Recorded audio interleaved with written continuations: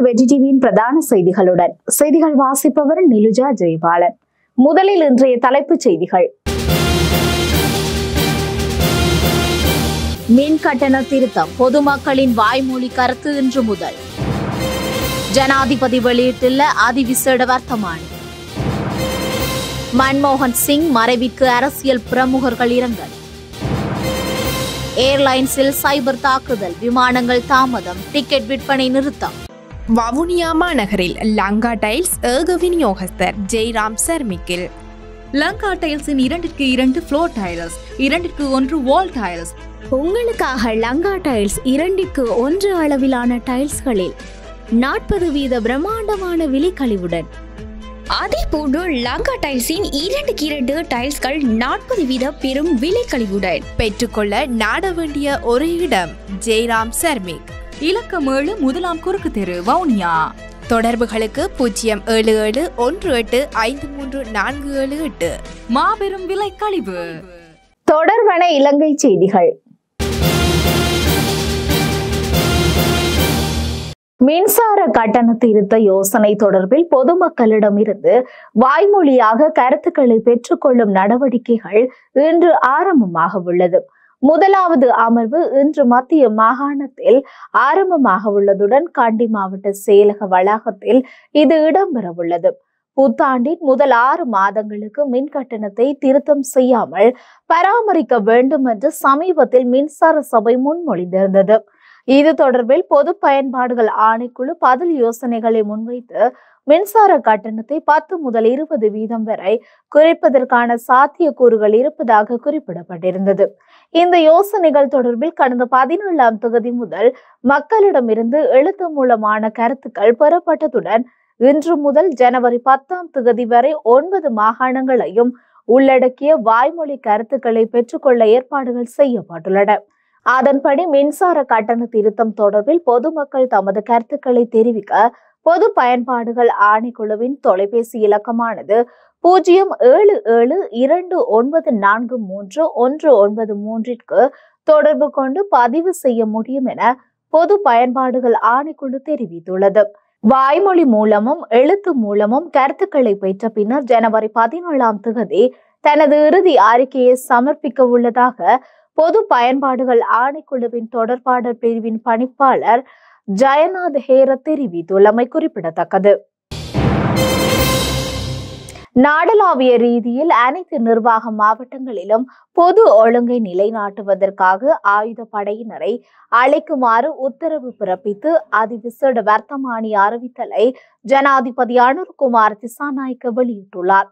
இதன்படி இன்று முதல் அமலுக்கு வரும் வகையில் இலங்கை ராணுவம், இலங்கை கடற்படை மற்றும் இலங்கை விமானப்படையின் அனைத்து பாதுகாப்பு தரப்பினருக்கும் அழைப்பு விடுக்கும் உத்தரவை ஜனாதிபதி வெளியிட்டுள்ளார்.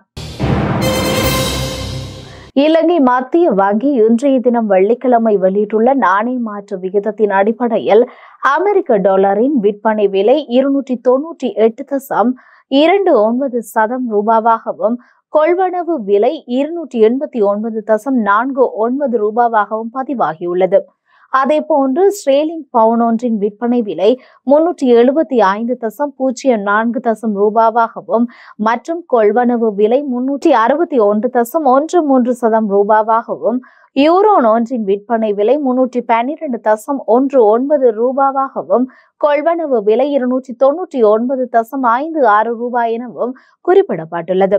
அதன்படி ஏனைய வெளிநாட்டு நாணய மாற்று விகிதங்கள் தொடர்பாக இன்றைய மத்திய வங்கியினால் தகவல்கள் வெளியிடப்பட்டுள்ளது.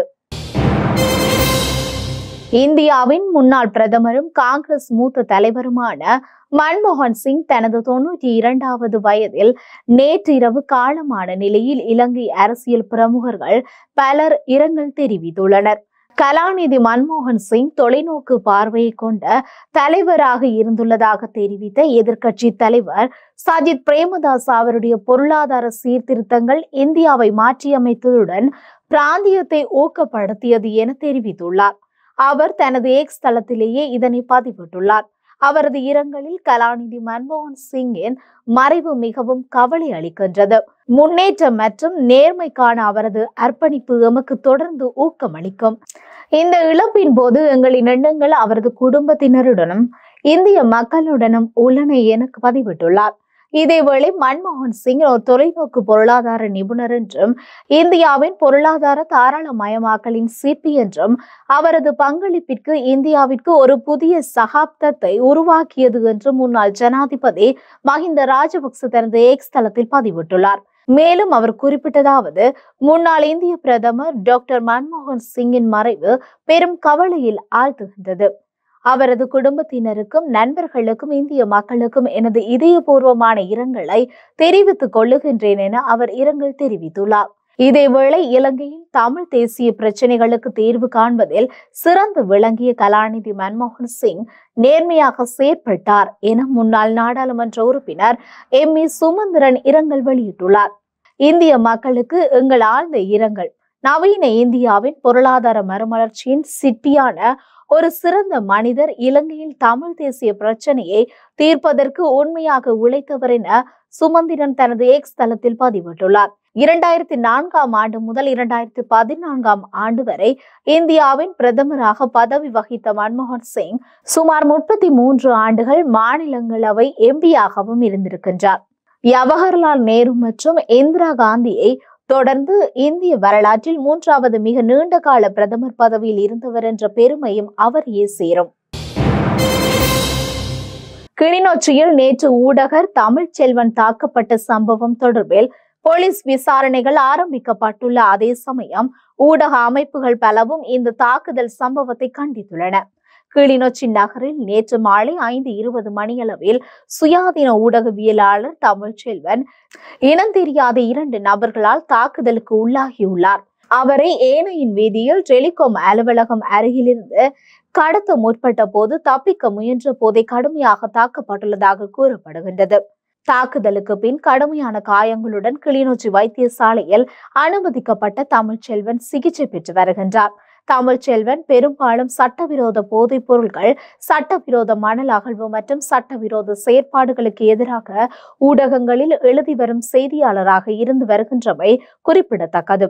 இந்த சம்பவத்தின் பின்னர் செய்தியாளர் தமிழ்ச்செல்வனின் குடும்ப உறுப்பினர்களும் அச்சம் கொண்டுள்ளதாக அவர்களுக்குரிய பாதுகாப்பு வழங்குமாறு ஊடக அமைப்புகள் கோரிக்கை விடுத்துள்ளன.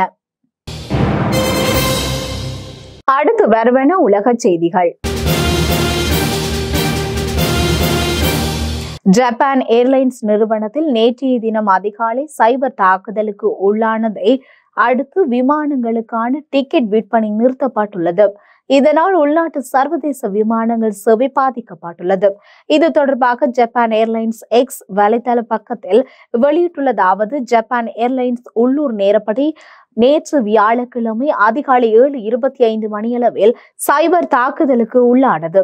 இதனால் குறைந்தது 14 உள்நாட்டு விமானங்களுக்கான சேவையில் 1 மணி நேரத்திற்கு மேலாக தாமதம் ஏற்பட்டுள்ளது மற்றும் சில சர்வதேச விமானங்களுக்கான சேவைகளும் பாதிக்கப்பட்டுள்ளது.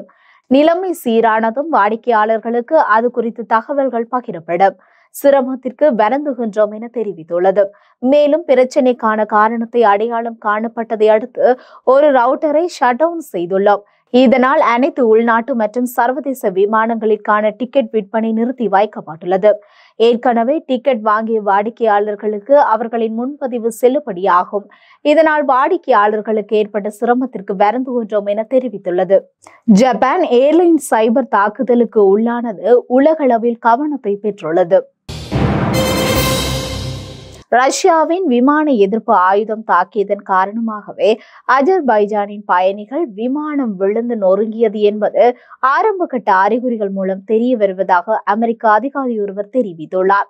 விமானத்தின் கருப்பு பெட்டியை மீட்டெடுத்துள்ள அதிகாரி அஜல் இதன் மூலம் விமானத்திற்கான காரணம் தெரிய வரும் என நம்பிக்கை வெளியிட்டுள்ள நிலையிலேயே அமெரிக்க அதிகாரி ஒருவர் இதனை தெரிவித்துள்ளார்.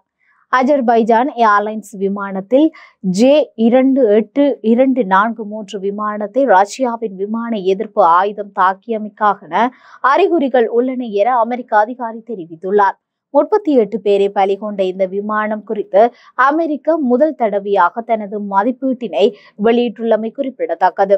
எங்களது மதிப்பீடு உறுதியானால் இது தவறுதலாக இடம்பெற்ற சம்பவம் அல்லது தாக்குதலாக அமையலாம் என அந்த அதிகாரி தெரிவித்துள்ளார். ரஷ்யாவின் ஏவுகணைகளே அஜர்பைஜான் விமானத்திற்கு காரணம் என உக்ரைன் அதிகாரி தகவல் வெளியிட்டுள்ளனர். பக்குவில் இருந்து குரேஸ்னிக்கு பயணித்துக் கொண்டிருந்த அஜர்பைஜான் ஏர்லைன்ஸின் எம்ரேர் 190 விமானம் ரஷ்யாவின் பாதுகாப்பு பொறிமுறையால் சுட்டு வீழ்த்தப்பட்டது என போலி தகவல்களை கையாள்வதற்கான உக்ரைனின் தேசிய பாதுகாப்பு மற்றும் பாதுகாப்பு பேரவை நிலையத்தின் தலைவர் ஆண்ட்ரி கோவலென்கோ தெரிவித்துள்ளார். அவர் விமானத்திற்குள் காணப்பட்ட காட்சிகள் குறித்து சுட்டிக்காட்டியுள்ளார். விமானத்தின் உள்ளே உயிர்காக்கும் அங்கிகள் துளைக்கப்பட்ட நிலையில் காணப்பட்டுள்ளன. இதேவேளை உக்ரைன் ஆளில்லா விமானம் என கருதி ரஷ்யாவின் ஏவுகணை அஜர்பைஜான் விமானத்தை தாக்கியிருக்கலாம் என ரஷ்ய ஊடகங்களிலும் ஊகங்கள் வெளியாகியுள்ளன. அடுத்து வருவது விளையாட்டுச் செய்தி. சர்வதேச கிரிக்கெட் போட்டிகளில் இருந்து ஓய்வு பெறுவதற்கான முடிவு குறித்து மனம் திறந்துள்ளார் இந்திய தகலதுறை வீரர் ரவிச்சந்திரன் அஸ்வின். இன்று என்னுடையது, நாளை என்னுடையதாக இருக்கும் என நான் ஒருபோதும் நம்புவதில்லை என குறிப்பிட்டுள்ளார். ஸ்கை ஸ்போர்ட்ஸ் கிரிக்கெட் பாட்காஸ்டில் மைக்கேல் ஆல்ஃபிரட் நசார்ஹை ஹைசனுடன் உரையாடுகையில் இதனை அவர் தெரிவித்துள்ளார். உங்களுக்கு எப்பொழுதும் ஒரு கேள்வி இருக்கும், நான் எப்போதும் சரியான முடிவை எடுக்கிறேனா என உங்களை நீங்களே கேட்டுக்கொள்வீர்கள். எனது விடயத்தில் இது சற்று வித்தியாசமானது. நான் விடயங்களை இறுக பற்றி கொள்ளும் ஒருவன் இல்லை என ரவிச்சந்திரன் அஸ்வின் தெரிவித்துள்ளார்.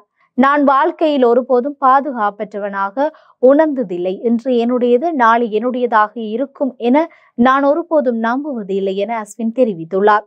இது இத்தனை வருடங்களாக என்னை உயர்த்தும் காரணியாயிருந்துள்ளது என அவர் தெரிவித்துள்ளார். மக்கள் என்னை கொண்டாடுவதை நான் நம்பாததால் எதனை பற்றியும் கவலைப்படாமல் விடயங்களிலிருந்து விடுபட விரும்பினேன் என தெரிவித்துள்ளார். அஸ்வின் சில நேரங்களில் இந்தியாவில் எமக்கு கிடைக்கும் வரவேற்பை, கவனத்தை நான் நம்புவதில்லை. விளையாட்டே எப்பொழுது முக்கியமானதாக காணப்பட்டது எனவும் தெரிவித்துள்ளார். 537 டெஸ்ட் விக்கெட்டுகளை வீழ்த்தியுள்ள ரவிச்சந்திரன் அஸ்வின் அந்த பாட்காஸ்டில் மேலும் கருத்து தெரிவிக்கையில், கடந்த கால பகுதிகளில் ஓய்வு குறித்து சிந்தித்ததாகவும், ஆனால் கிரிக்கெட்டை பொறுத்தவரை ஆக்கப்பூர்வ சக்தியை இழந்து விட்டதாக கருதியதால் இம்முறை ஓய்வு பெற தீர்மானித்ததாகவும் குறிப்பிட்டுள்ளார். இத்துடன் நமது பிரதான செய்திகள் நிறைவடைகின்றன. நமது அடுத்த பிரதான செய்திகளை நாளை மாலை எதிர்பாருங்கள். தொடர்ந்து இணைந்திருங்கள் வெற்றி டிவியின் யூடியூப் பக்கத்துடன். வணக்கம். Tidak.